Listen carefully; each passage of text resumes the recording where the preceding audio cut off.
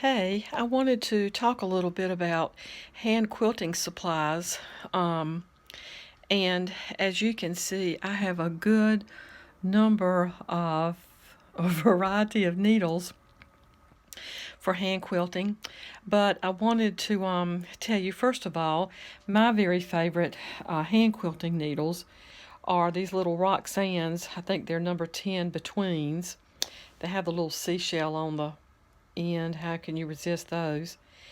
But when I first started hand quilting, one of my best girlfriends told me to go ahead and start out with the smallest, which is a 12, and just learn to use it, which I did.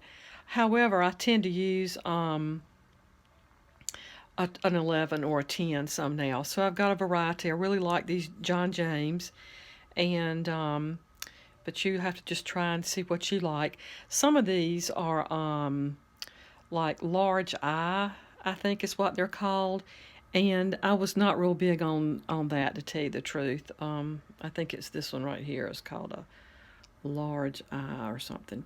Okay, and as far as quilting thread goes, your thread's a little bit tougher and thicker than regular thread. And you can kind of see here that it is. My favorite is YLI. You can get it in any color you need. I tend to use a cream or white most often. And I like this Thread Heaven, which is kind of like beeswax, but it's better. And this little container is so old, it's years old, and I use it for everything. It's just great. That gives you a little more, a little waxy feel, and it keeps your thread from tangling. I have a nice little thread holder here that a guild member made for me, and I keep all my little threads. And usually I keep some right here on the end that are threaded, like the next one that's ready to go.